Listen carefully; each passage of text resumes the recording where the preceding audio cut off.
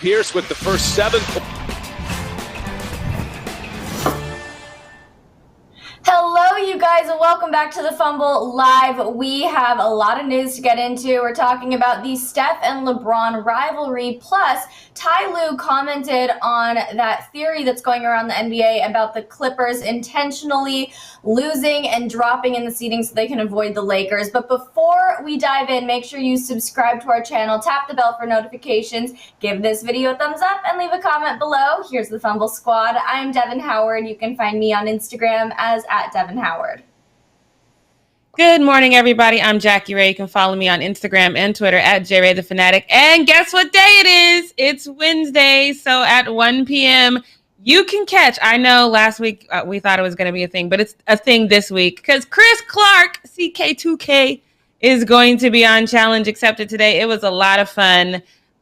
We recorded this before we knew everything about the play-in, so y'all just bear with us because I lost off top, but it's going to be fun, so make sure you check it out. It's a fantastic episode. And Jackie, that comes out at 1 p.m. Pacific Standard Time, correct? That is correct. All right. Okay, hell yeah. Challenge Accepted coming out. CK2K making his reappearance on the Fumble YouTube channel. I love to hear it. I'll be checking that out. I haven't had a chance to watch it yet, but I'm really, really excited for this week's episode. So that comes out later today, you guys. Make sure you tune in. And then, Jackie, before we get into the news, what's going on in your world? How are you doing today? Feeling good? I'm feeling good. I got one of my predictions right. I mean, it's better than none. So we're going to talk about that, the prediction that I got right, and the comment from the head coach of the team that I got right, which I can't wait to hear what you think about that and the people in the chat. It's a weird one. So, yeah, it's going to be a great show today. I can't wait. I know. I'm excited. So let's just get in with this first need-to-know news story, all about the Warriors and the Lakers. So the Warriors and Lakers play-in matchup is going to actually be their first kind of high-stakes game between LeBron and Steph since the 2018 finals. And it's always an interesting experience to see them, face off on the court because there's been this narrative about a rivalry between them for a long time. People always want to say that these two superstars don't like each other, but especially in recent years, all we've seen is a bunch of love and respect between LeBron and Steph Curry. LeBron said about the play-in tournament, he said this, quote, "Our paths have crossed again. It's always been a level of respect that's even beyond the game of basketball. That's just the way that I feel for Steph, so that's cool." And then you guys might remember last week he also said that he felt like he was facing off against this year's MVP in Steph Curry. So, I mean, those are some really big compliments to pay to one of his major opponents or his longtime rival. But let's discuss this whole idea of a rivalry between them. Maybe they're frenemies. I always love that term, frenemies. But have they always been so cool with one another? Let's look into it. So in 2015, Steph won MVP, and he also topped LeBron James in jersey sales. So that kind of really accelerated his rise to stardom, which was only what's the word I'm trying to say? Which was only like boosted up by the fact that he won his first of 4 straight finals between the Golden State Warriors and the Cleveland Cavaliers. And then after one of those finals wrapped, or that first finals wrapped, Klay Thompson said, quote, "It just feels good to say we're the best team in the world with the best player in the world." And then Steph said, "Appreciate it, man." So that was a big statement for Klay to make about his teammate. Of course, you're going to gas up your own teammates. But then that fall, LeBron said that he was pretty motivated by Steph's rise to stardom. And he said, quote, "I hear the chatter about who's the best player in the league. I see the guys who are barreling down. That locks me in even more."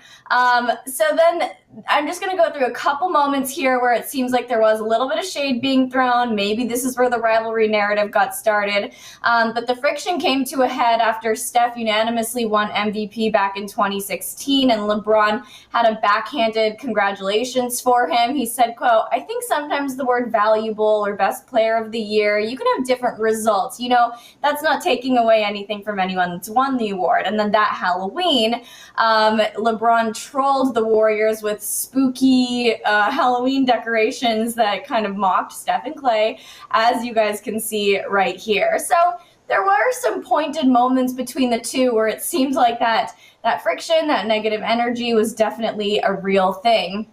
And then Marcus Thompson actually talked about the two stars and their disdain for one another. He said, quote, there's this thing with he and LeBron that's a little weird. There was a time when LeBron and Steph were like little brother, big brother. LeBron was a mentor. And then now and then things kind of fell apart a little bit as Steph gained momentum, is apparently what Marcus Thompson said. And Steph's like, quote, because the outside world is pitting us together, why did you and I have to now have this disdain between us? I thought we were cool. But in recent years, like I said, it's been just a lot of love between Steph and LeBron. So I guess the question is, was there a rivalry and they've just grown out of it? Have they learned how to respect one another? Was the rivalry not really as intense as it seemed like it was? So let's talk about it, Jackie. What is your take on the narrative of this Steph-LeBron rivalry? I think there was always a rivalry on the court. I think that's why KD even ended up with the Warriors, was because they understood who LeBron was, especially with the Cavs at that time, and that he was the guy to beat. Not the team to beat, but he was the guy to beat. So I think there was a mutual respect for, who they both were on the court. I think so. Obviously, there's going to be some beef with that as well. There's going to be that kind of like, oh my God, you couldn't beat me by yourself, so then you went and got KD. We came back from that 3-1 deficit. So there's always going to be that kind of rivalry on the court. From what I know about LeBron, though, that rivalry can stay on the court, though. We can be cool off the court just because I beat you or you beat me. I might talk stuff, just like you and I would talk trash to each other. But it's just, it's not a forever thing. I don't even know you as a person. You know what I mean? How I feel about you is directly tied to how I feel about you on the court. So from what I know about LeBron, that's something that, because I specifically remember in that series when LeBron dunked over Steph and he looked at him and he called him a little person, which was hilarious to me. And then Steph was kind of like, because Steph is the softer of the two, I believe. And Steph was like, damn, man, it's just, call me all that. So it was just a little different kind of energy. But at the same time, LeBron, this isn't the first time LeBron has given Steph accolades. He's always said that, what Steph has done is amazing. How he's changed the game is amazing. He's always said that. I think now we're just finally seeing them actually communicate between themselves, but they've always had a mutual respect for one another, regardless of, when we're on. And I actually really, really like that. I've said that time and time again. Y'all can be friends during the off season. I'm a big fan of that. I don't care what people do on the off season, but during the regular season, it's beef.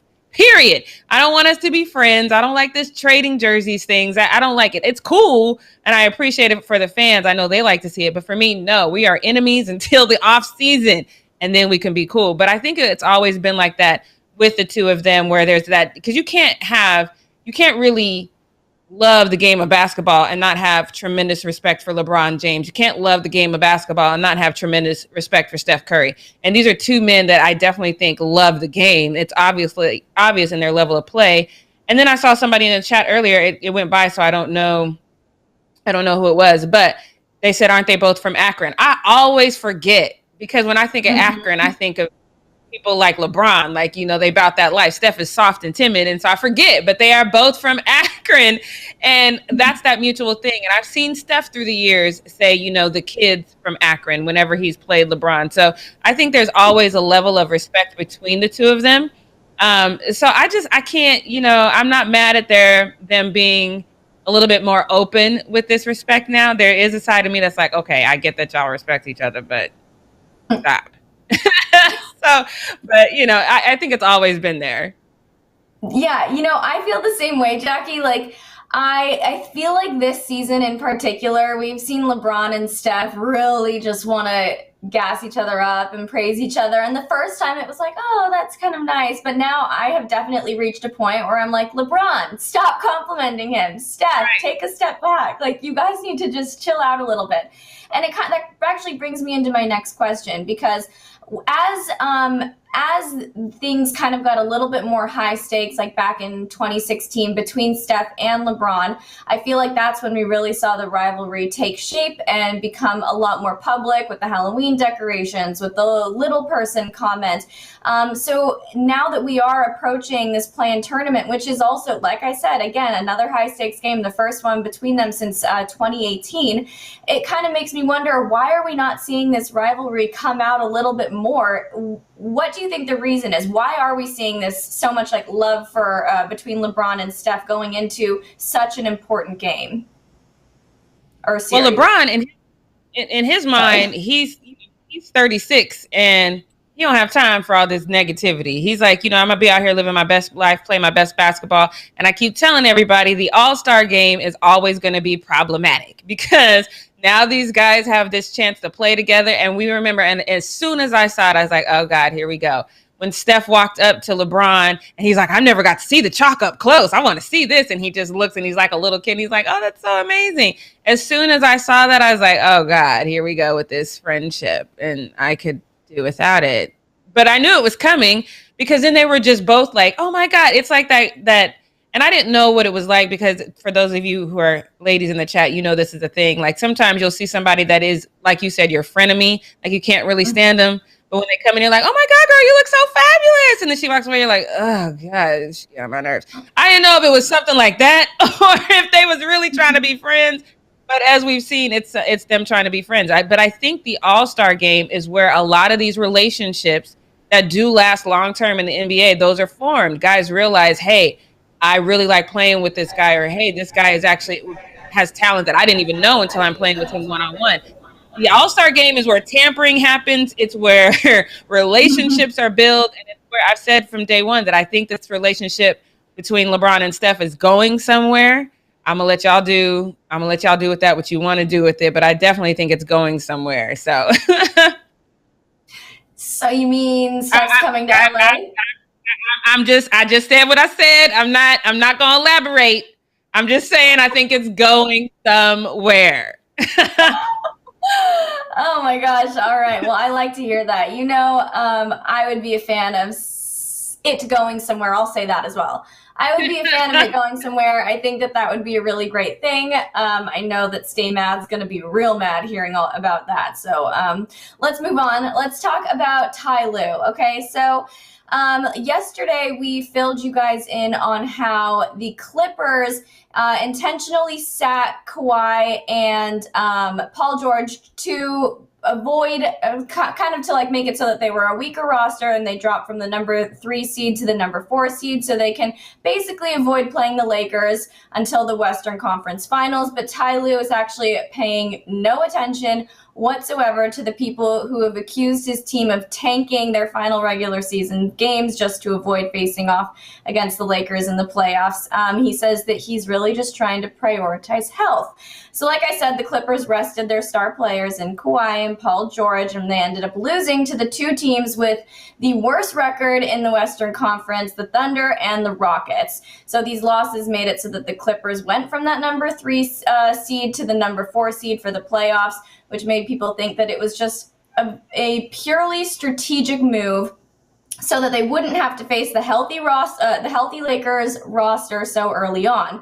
Ty Lue said, quote, "I don't give a damn what anybody else thinks on the outside. We decided to go health over anything else.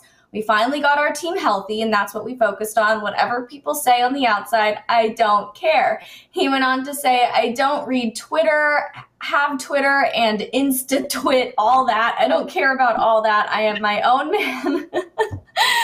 And I do what I want to do. That's how I live my life. If you look at our Cleveland Cavalier days, none of our starters played the last 2 games of the season. We took health, and that is the most important thing to me. Jackie, are you buying what Ty Lue is saying here? No. And just like he don't care what we say, I don't care what he's saying. But he does have a point with they did that in Cleveland. But there's a very distinct difference between how it was done in Cleveland versus how the Clippers did it. When Cleveland did it, it didn't matter who they played. It wasn't one of those things where there was a team that they were super concerned about and was like, oh, maybe I shouldn't, let me tank so I don't have to play whatever team. That never happened like that in Cleveland.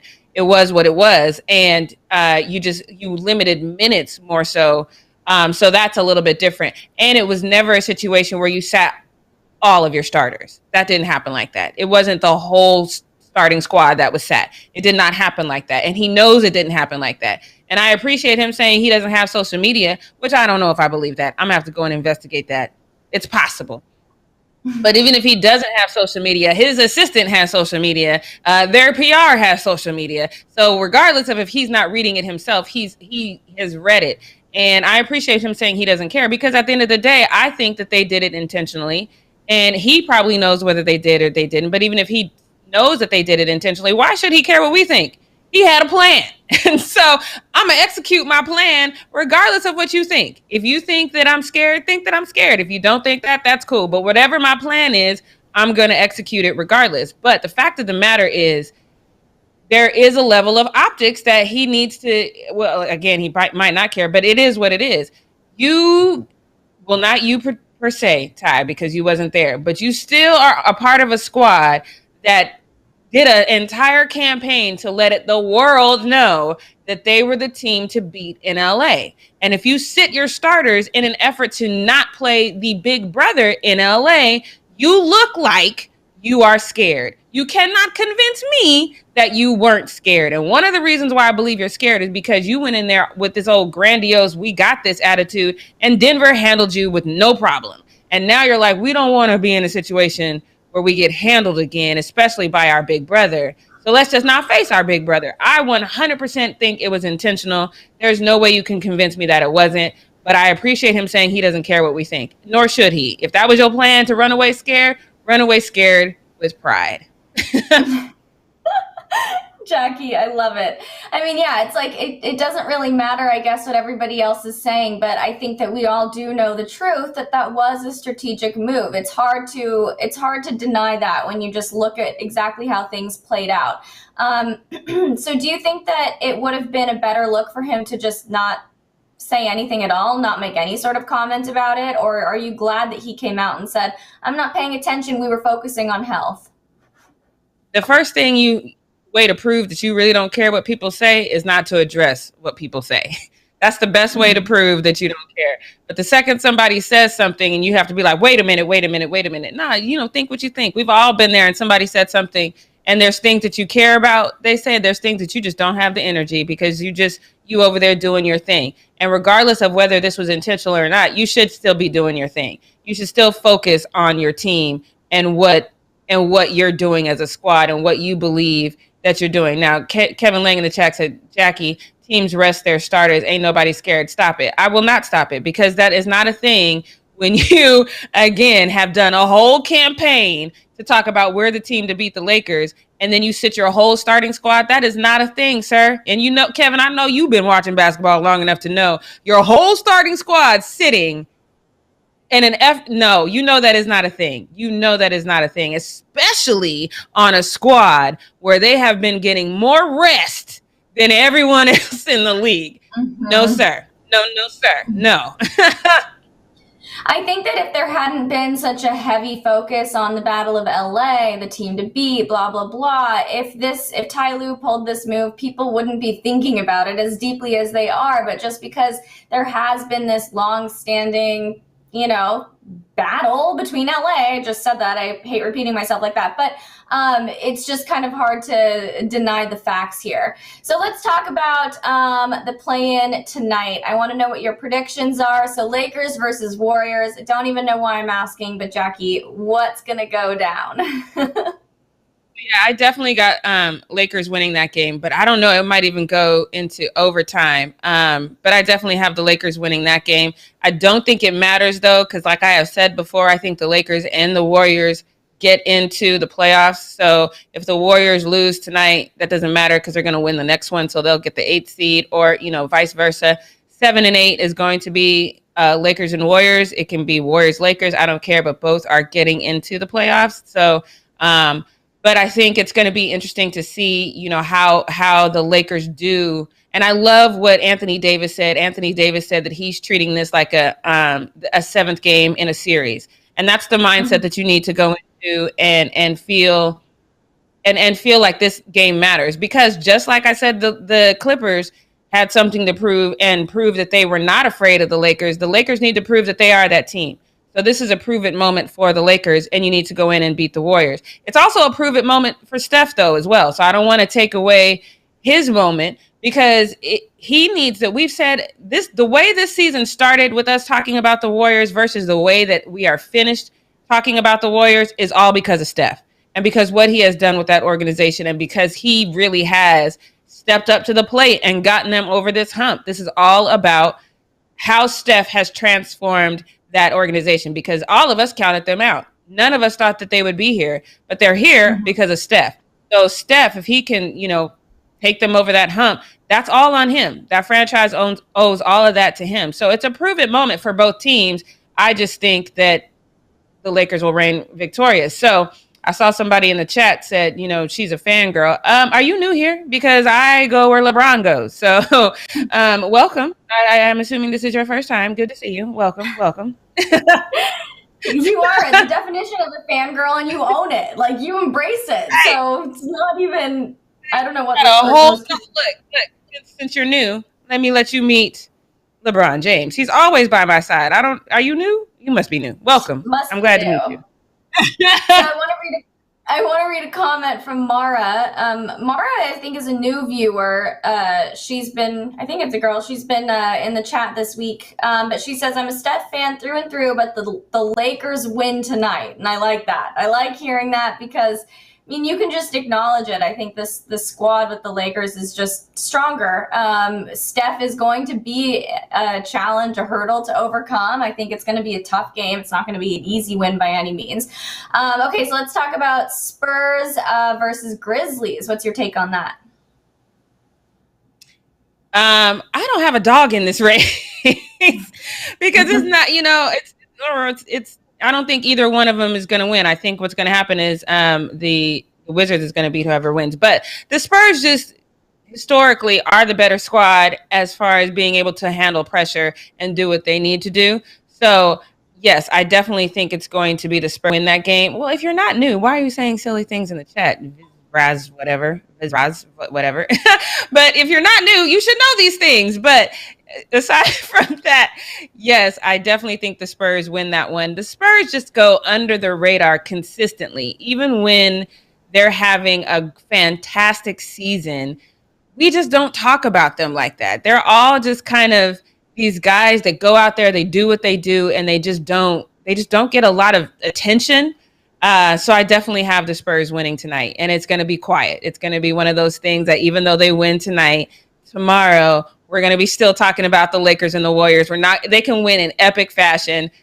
No one's really going to talk about the Spurs. I don't know why that's always been a thing, but during my life, it's always been a thing, no matter how good they are. Jackie, I think you have something coming up in the post-up about the Spurs kind of being the forgotten team, so we'll be discussing that. Poor Spurs. That's so sad.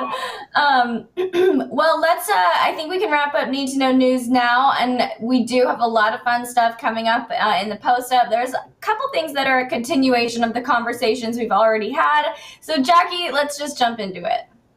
Yes. And while we get into this post-up, Devin didn't give me my credit, but what did I say yesterday? Let's put Devin back on the screen really quick, though, because I thought you was going to touch on it, but you glossed over it. I think you did it on purpose.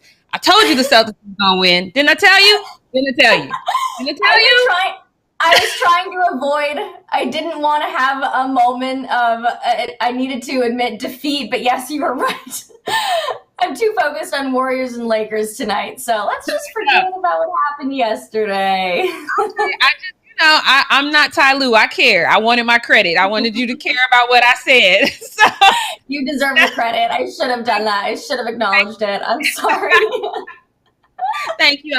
I just need to put it out there. Everybody was like, no, it's the Celtics. And I was like, So, yes, let's go into the post-up now that I got my proper credit. Because, again, like I said, the Celtics won. They got the 7th seed. So congratulations to them in the fourth quarter.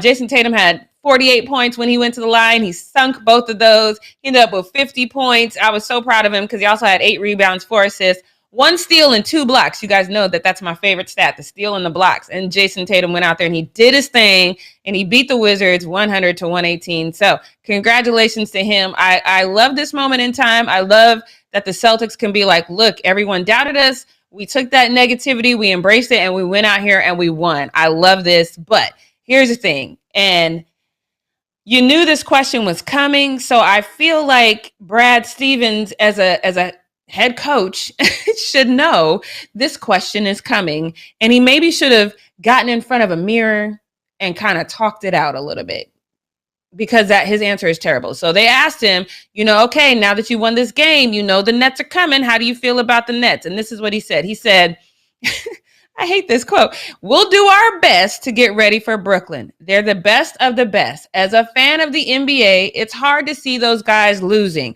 We're going to have to play great and play together.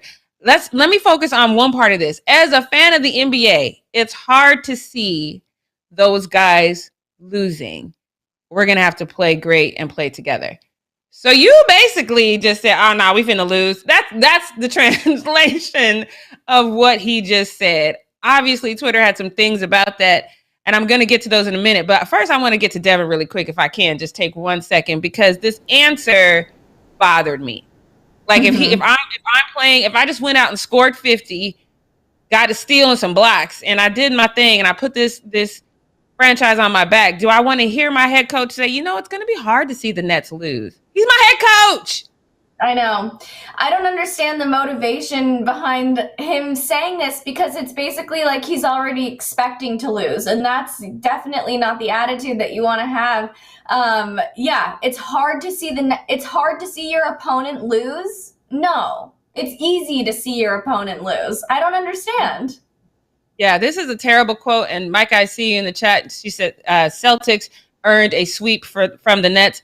That I'm not disagreeing with you. I'm not saying that the Celtics are going to go out here and beat the Nets. That is not what I'm saying at all. But what I'm saying is, as the head coach, and it's your job to make these guys feel like they can do whatever, and they can go out here and they can be David, and they can beat Goliath. That's your job as a head coach. And if you can't even do that in the media, how am I supposed to believe any hype speech you give me in the locker room? It doesn't make sense. I don't get it. Go ahead, Devin. I wanted, Kevin L. Lang says, under promise, over deliver. But to me, this isn't under promising. This is admitting defeat, accepting a loss before it's even happened. So under promising is like, you know what, we're missing one of our star players. Like, it's going to be tough, but we're going to go out there and give it everything. That's under promise, but not this. Not saying that it's hard to see the opposing team lose. Wow, I would be, if I were the players on his team, I would be really upset by this comment. I would too. I mean, and I like how you just said it. You could have said, you know what, we're doing the best we can, but look at what Jason Tatum just did. You can't count us out when we have a guy like Jason Tatum on our team. Everybody's going to have to rally around them. Let's not forget our role players on the team. They know what their role is. I'm counting on them to play their best. You can literally just say that, and you're not promising a win or a defeat. But when you go out here and be like, the Nets losing, I don't know. And then you come into the locker room and you say to me, you guys can win. Coach, you just told that reporter that we can't win. Don't come in here and talk. No. So it's not even that they can't win. It's that he doesn't like seeing the opponents lose. Oh my God, so weird. Bad PR move. This guy needs to hire a better publicist. Yeah, seriously. And then I see you check run in the chat said Brad knows he's undermanned and outgunned. They're cooked. I don't care what you know. I care what you present. You need to present a possibility. And just say you have faith in your guys and leave it at that. That doesn't mean you have faith that they're going to win, but you have faith in your team. But let's go to what Twitter had to say, because I cannot believe some of y'all co-signing on that ridiculous comment. But this is what he essentially did. He said, that guy threw in the towel before even playing the first game. 100%. You basically waving the white flag like, y'all know we just playing, right? We just here. Y'all want some water? My guys will bring you water. This is ridiculous. There's another comment as well that kind of leans to what a lot of you guys are saying. It says, what you want them to say, the Nets suck donkey balls, and we're definitely going to beat them. There's a good reason why Joe Namath's guarantee is so famous. And you guys all remember that when he promised the Jets were going to win the Super Bowl or something like that. And that went down horribly. And I feel like every year they bring that back up. I'm not saying go out there and promise a win. I'm saying don't seem like you just don't do this. Don't do this is what I'm saying. I think I have one more post about this. He says, yeah, that's right. But still, you don't say that. You know, it's not, it's just a bad look. And I just don't know why Brad, again, if you know this question is coming, get in your mirror, practice. Not in practice. Okay. That's all we have to do. So now let's move on. I saw some of you guys in the chat. You guys are already thinking that the Lakers are going to be defeated, which is funny to me that you guys have that mindset because oh man, this one is interesting too. I don't know why I skipped this one, but I probably did because it's a weird thing in my head. Now this one from Kimba, I have to admit, I've seen this shirt worn about 100 times at least, and I've never known what it was.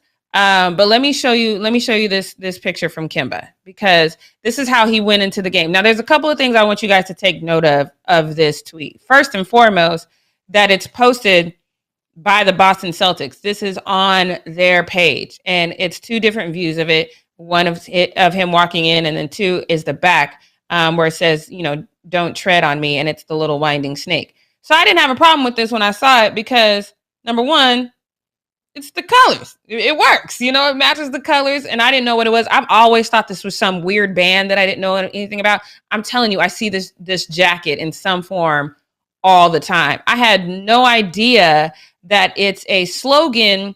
The "Don't Tread on Me" is a slogan used by the far right, and it's super racist.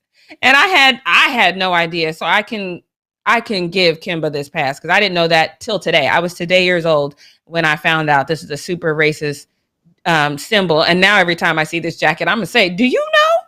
Because now it has meaning for me. So I didn't know this. So I bet my bottom dollar that Kimba didn't know. And I think the reporter said the same thing about this in this next tweet. He says, Kimba Walker was asked about wearing this jacket, which has a flag associated with the far right politics. His answer made it pretty apparent he has no idea what it means, saying he liked the colors and the way it looked. No message meant by it. It's a cool jacket. That's what I would have thought if I saw it. It's just one of those, and the colors work. So I didn't think that at all. But the fact is that the Celtics posted it on their social media, and they have a whole team of people that manage their social media. They're supposed to know these things, and they let it go up anyway. So I agree with this user in that regard, and says, even if Kimba doesn't know what "Don't Tread on Me" means, trying to give him the benefit of the doubt, he needs to have someone giving him better advice, and the Celtics social media needs to be smarter than to publicize that. Okay, so JD thought it was a Gucci snake. See, I had no idea. I really need, if y'all are racist, can y'all make a website and y'all just put all your racist logos and stuff on one page so we can just reference it? Because I had no idea about this either. And I bet my bottom dollar that he didn't know. But I agree with that user about at least the Celtics organization should have known about that. But even though we're giving Kimba a pass on this one, because I think we all can agree we did not know, I still agree with this user as well, because whether he knew or not, he 100% has no idea what it means. He's still going to get these jokes though. So I'm all for that. Like, haha, we still going to poke fun at you now. But Devin, I know, I feel like you've seen it. I feel like we've all have seen this before. Have you seen that logo before? Well, I mean, honestly, I can't really specifically remember if I have or haven't, but I have to admit ignorance here because I didn't realize that was had anything to do with far right politics. So I think that we're all in the same boat here. And you know what this reminds me of is when James Harden showed up to, I think it was a game, wearing the thin blue line mask, the Blue Lives Matter mask, and everybody was like, wait, excuse me, what's happening here? Why are you wearing a Blue Lives Matter face covering? But ultimately he admitted that he thought it was cool. He didn't know what it meant. And at the time we were like, you really should look into these kinds of things before you go sporting it. But I'm realizing that there are so many symbols and slogans and phrases and companies that we don't even realize are associated with, racist people, super far right conservative politics and stuff like that. And it is hard to keep track of it. I do wish there was like a glossary of everything so that we could just reference it, because I know Kemba did not mean to wear this and make a statement like that. Like, he wasn't trying to make any sort of political statement. Neither was James Harden with that face covering. Yeah, and definitely not a far right statement. You know what I mean? Like, that's not something that I can see Kemba even co-signing on. Now, I will admit, the majority of the times that I see that jacket, it is in Denver, which that kind of explains a lot. But still, I've always just kind of thought it was a cool jacket. I in my head, I promise you, I thought it was just some like punk band that I knew nothing about. I had no idea at all. So, so Kemba, just know we not holding this against you, because we are learning with you in this moment in time. But like that last user said, you still gonna get these jokes though. So, because now we just have something to clown on you about. But good luck with that. Let's build that website so we can all figure this out. But let's move on to this next one, because this next one is what I personally like to see. You guys know I've said this for a long time. A relaxed King James is better than a stressed out King James as far as how he performs and things of that nature. So let's take a look at this first little tweet here. Look at LeBron. He kicking it with Drake. I love this. LeBron partying with Drake the day before the play-in. A lot of people said that was a bad idea. No, I personally disagree. I got a big picture that I blew up of Drake and LeBron together. I don't understand the heart in the front. It's kind of juvenile. But other than that, I love me some Drake. I love me some LeBron James. Seeing the two of them hang out together. I thought I saw Michael B. Jordan in there, and I was trying to find out, because, that would have been like, okay, yeah, we going to win. You hanging out with Michael B. Jordan. That's just vibes that everybody can get behind. I think that man is created by, oh my God. Anyway, so I love this. I love seeing LeBron hanging out, chilling, relaxing, because that's kind of something he's cultivated with the guys in the bubble. When we had that big success in the bubble, we've seen phases of LeBron. We've seen LeBron here with a squad that he doesn't like, and the stress and how he performs in that situation. We've seen him ship everybody off, and then now he has a crew that he likes, and now they're hanging out playing Call of Duty. They're calling each other all times of night. They're on Twitter together and TikTok and all this good stuff. And then now we see a LeBron that has coming off the longest stretch of being out that we've ever seen in his career, and he's going out and having a good time. I personally, since I've been a fan of LeBron since he entered the league at 18, I'm telling you, a relaxed, chilled LeBron is the LeBron that you want going into these difficult situations. I am definitely 100% a fan of this. But like I said, people are concerned, but they're concerned about the wrong thing. Like, why are we even concerned about this? But look at this 3 tweets. Everybody concerned about the same thing. Guy with no vaccine at a super spread event. Yikes. Probably should sit out the entire postseason. Stop it, Clipper fan. That's a Clipper fan right there. This next one says LeBron doing this without taking a vaccine. He's actually a Laker fan, so we can see that. Doesn't this violate protocols? He isn't vaccinated. So I don't know as of right now, but I know as of 2 weeks ago, LeBron and Schroeder, they were the only two on the Lakers. Maybe Alex, but 2 or 3 of them had not been vaccinated. I know it's definitely LeBron and Dennis. Those were the last two to get the vaccine, to my knowledge. I don't have any updates on that. I don't know if LeBron has been vaccinated, but I do know if everybody else in that crew was vaccinated, then there's no problem. So you guys can calm down. And to that Clipper fan that wanted him to sit out and trying to use this as an excuse, stop it. That's not how this is going to go. But Devin, of all the things to be worried about, I thought people were going to be like, oh my God, he should be at home resting. He shouldn't be out. The game is coming up. But they're all concerned about whether he's vaccinated or not. Is it just me that I didn't expect that reaction?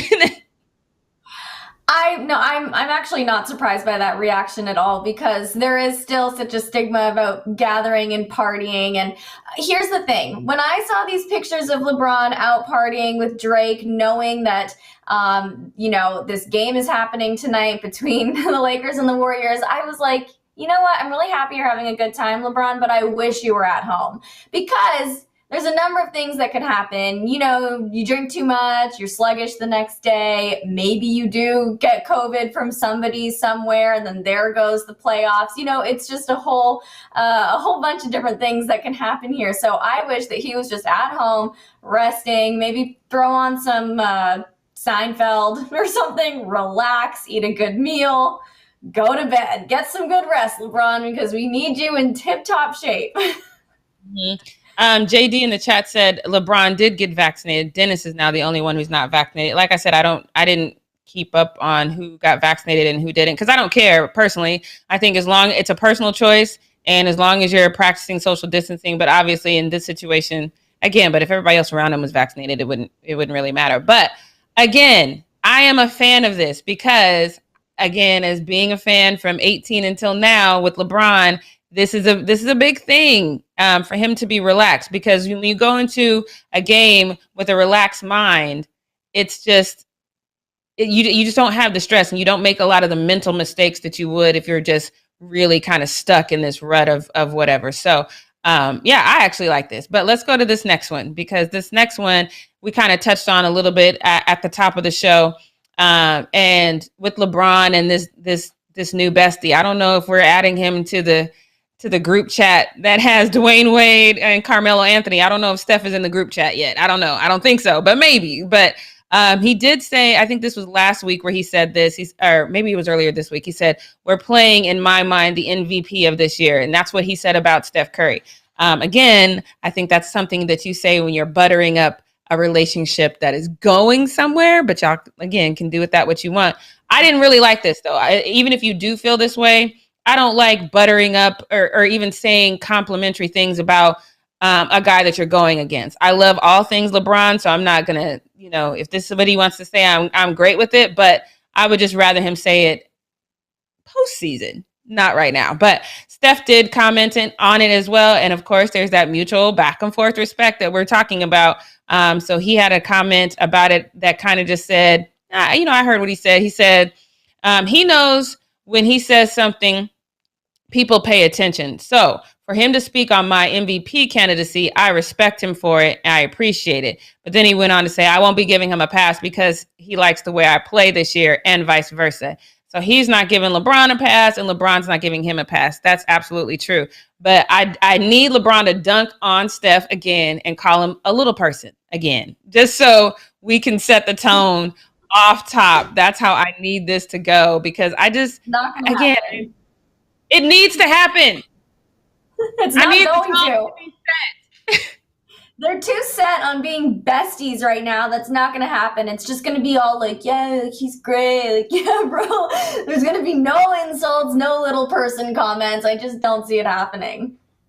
Oh my God. I can't. I mean, like I said, just be that monster on the court. And then, afterward be like, yeah, I'm sorry I dunked and the ball went into your face and you got this whole, bruise. You want to get wine though? Be like that. Don't be like, I just need some aggression. I need high levels of aggression as we go into this game. But let me get to this next one because we've got a little ways to go yet in this post up. But this is the one that we kind of also alluded to earlier in the show.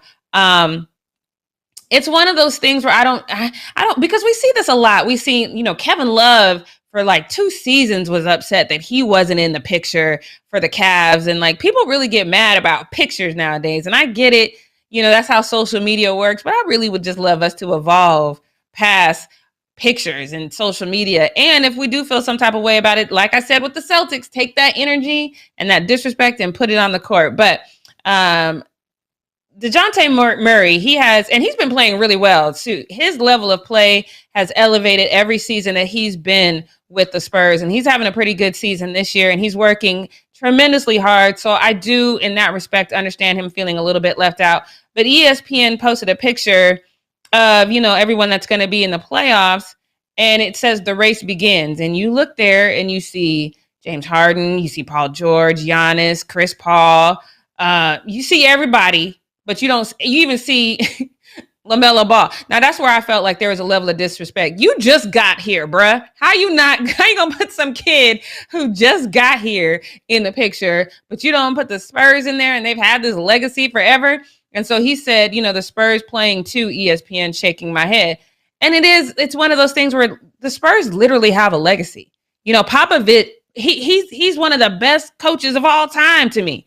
Pop is amazing. And they still just don't get that level of credit. But, the Twitter said, yeah, that's a thing. It's always been that way. We have a couple of tweets that kind of echo that sentiment that I said earlier, that it's always usually this way. This one says, always has been like this. I grew up a Spurs fan. They never recognize the Spurs win or lose. I just said that, like, whether the Spurs are doing great or doing bad, no one really, they don't get that Sports Center highlights. They don't get a lot of people talking about them. But a Philly fan came in and stepped in and said something that I respect too. He says, I'm from Philadelphia. Spurs get respect. They just don't get hyped. Nobody talks bad about Pop and the Spurs dynasty. So they respect him. They just don't talk about him. I'm trying to figure out why that's a thing, because I'm guilty of it too. Like I love the Spurs. Like whenever I'm talking about how a team should be, I'll mention the Spurs. But as far as any platform that I'm on, just kind of focusing on what the Spurs are doing great, I don't do it. And I don't know why. Devin, I don't know why. I don't do it. I think it's because we pay attention to the teams that seem glitzy and glamorous or controversial in some ways. And I don't feel like the Spurs really level up like that. I don't know. I can't explain it either, but they are the forgotten team. Earlier when we were talking about this, I think it was Kevin, he said, like, name the Spurs starting five, I'll wait. And I guess, like, the point is that he was trying to make is that they lack that, like, star quality, I guess, or that's, they don't have like a Steph Curry or a Russell Westbrook or whatever, these names that you want to pay attention to and that you hear about a lot. So I don't know, maybe that's what it is, but I can't explain it. But these Spurs fans, they seem really sad about the fact that they keep falling through the cracks. Yeah, and that's the thing. The last time I really remember talking about the Spurs was when Kawhi was over there playing sick. That's the last time I really remember talking about the Spurs. But I do remember at that time I did say, the Spurs play basketball the way it should be played, whereas they don't really, like you said, they don't have that big star. They play as a team. They are a team. There's not that one standout guy. They are collectively good together. And you're right. Without having that one big name on your team, it's hard for us to be, let's talk about them in a highlight reel, so I get it. But Spurs, just know that whether we talk about you or not, we do respect you. So maybe we should elevate our level of talking about you, but we respect you. But let's go on to this next one, because this next one is fascinating to me, because I've actually been following this story because I've seen it, on different places. A while back, a long time ago, I did a story for the Fumble. I think it was like when I first started, it was an evergreen story about the biggest bust in the NBA.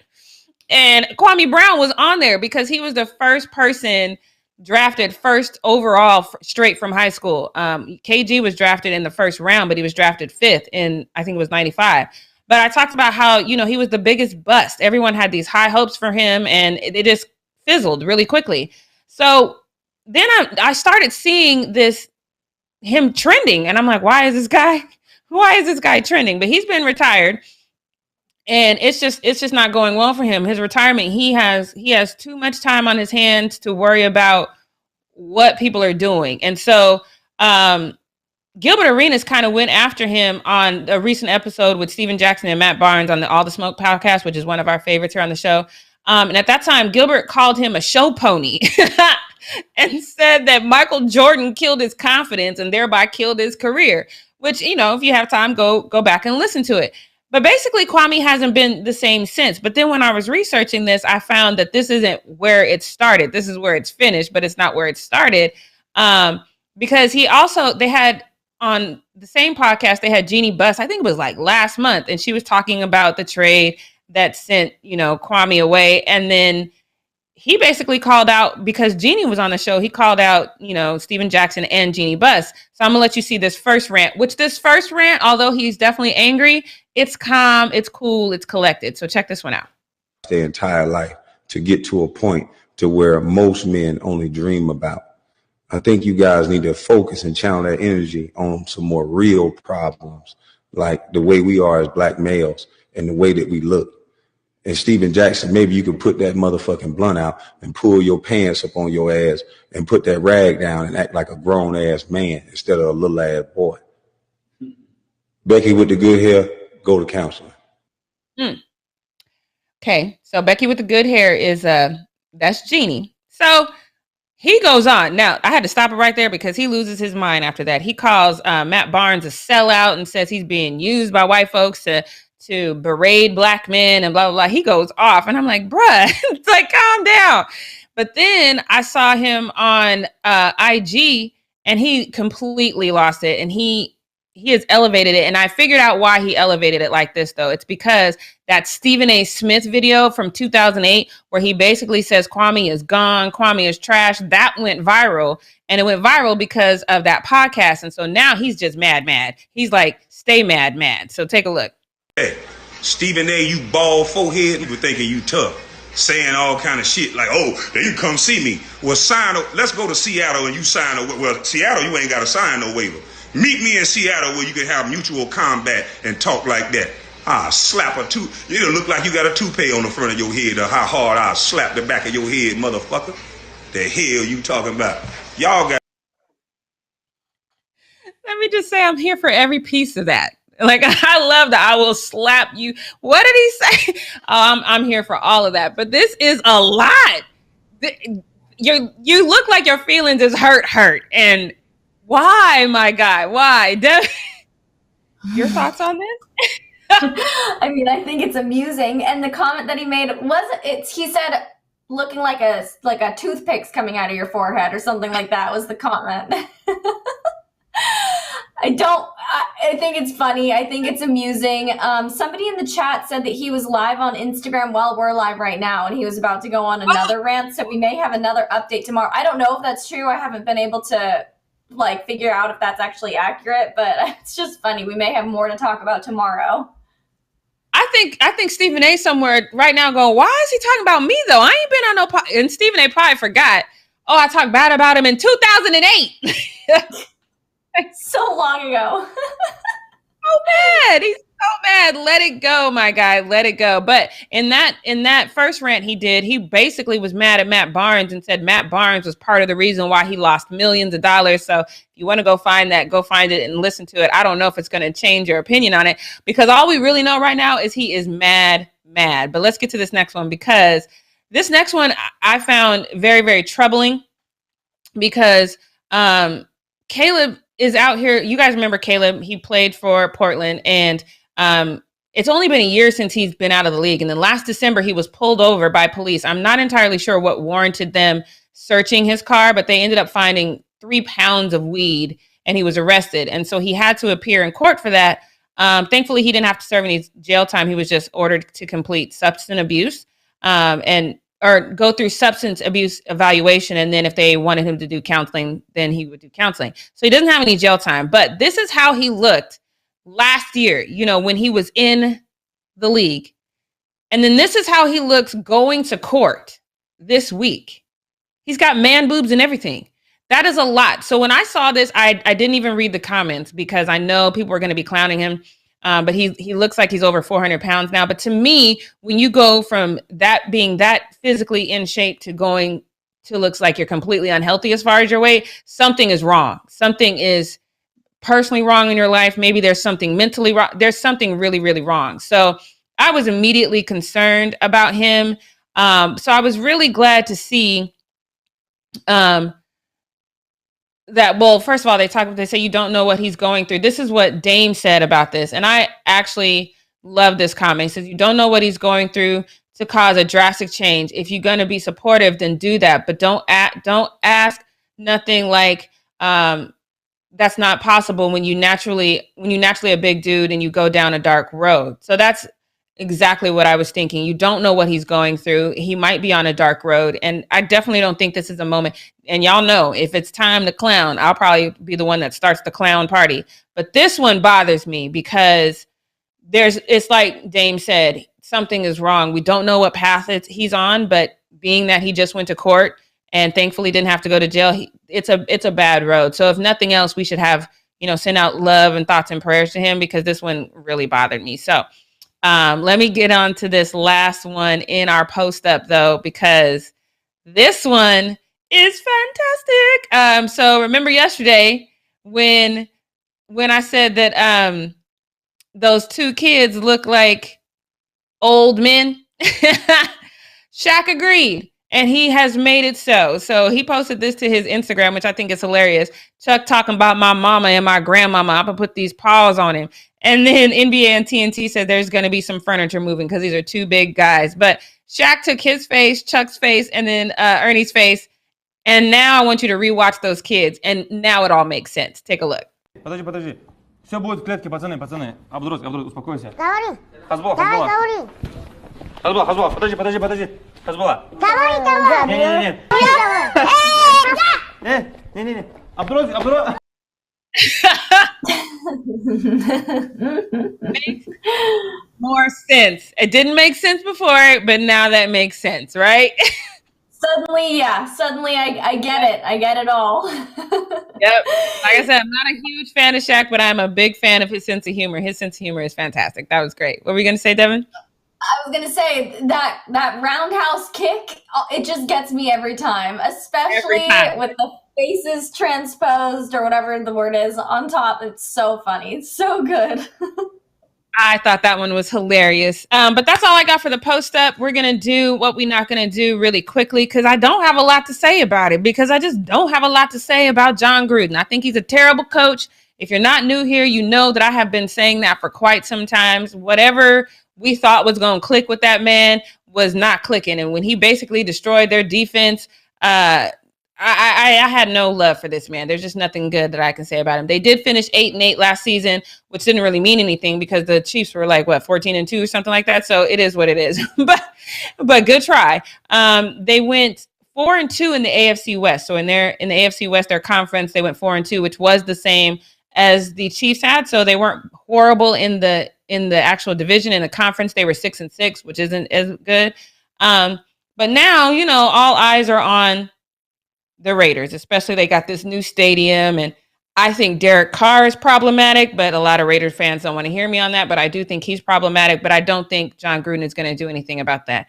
Now, I do agree with this sentiment in theory. So reporters asked him, okay, so what are we going to do, John? Like, what are we going to do to make sure that the Raiders are relevant this season? You're going into this new stadium. You've got this whole new fan base. Like, what is the plan to make the Raiders relevant? And he says, this is his quote. He says, the quarterbacks can't make pizza standing back there. You just can't let them go back there and cook dinner and look around back there and throw the ball. We have to get after the quarterback. So it all starts with Ngakoue. I always say his name wrong. Y'all forgive me.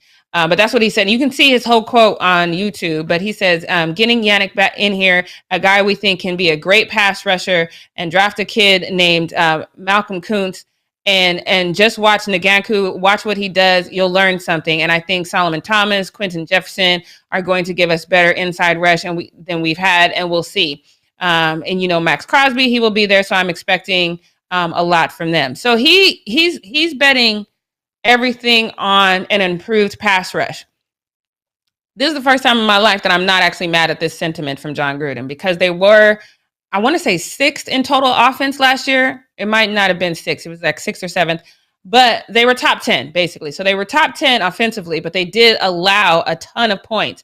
And so when you have quarterbacks, especially like Patrick Mahomes, that are in your division, you definitely need to make sure that you get after the quarterback. And he's right, especially the games that Patrick Mahomes plays. There's several games, not just against the Raiders, but since we're talking about the Raiders specifically, he literally had time to pull his phone out and tweet before anybody got close to him. They just weren't effective on the pass rush. So this is the first time in history. So what we're not going to do is overlook that this is the first time in my entire life. Y'all can go back and check the tapes from when I started with the Fumble in 2018 till now. Every time I have an opportunity to talk about Jon Gruden, it is not favorable. So what I am not going to do is miss this opportunity to say, yes, this is exactly what you need to say, because your offense did not look horrible last season. I still think there's some areas where you can build, But no matter how good your offense is, if you can't get to the quarterback, if your defense can't step up, it doesn't mean anything because you're still going to allow too many points on the other side of the ball. So John Gruden has, for the first time in my career with the Fumble, said something that I agree with. So congratulations, John. I still don't think it means a thing because you still got, Andy Reid over there out coaching you. But, congratulations. This is good. I just want to give him a round of applause for not being an absolute tool in his thought process this season. Well done, sir. That's all I got for what we're not going to do. Something's in the water this year, Jackie. 2021 has done something to you because we are getting a lot of new takes. You're actually saying some complimentary things about the people you never say complimentary things about. So I don't know what's happening. You guys, let me know in the chat. Is Jackie going soft? I'm not. It's the off season. I'll go back to saying bad stuff about him during the regular season. I'm following my own advice. It's the off season for football. Okay. I'm being nice right now. All right, you guys. Well, on that positive and lovely note, let's wrap up the show for the day. Don't forget to subscribe to our channel. Tap the bell for notifications. Give this video a thumbs up. Leave a comment below. Do not forget to check out Challenge Accepted, 1 p.m. Pacific Standard Time. That's in a few hours, so mark it on your calendar. Set an alarm. Do whatever you got to do. You'll see CK2K and Jackie Ray back at it again, so that'll be a lot of fun. And then you guys, we are going to be back tomorrow at 9 a.m. Pacific Standard Time. So tune in and have a great Wednesday. Bye.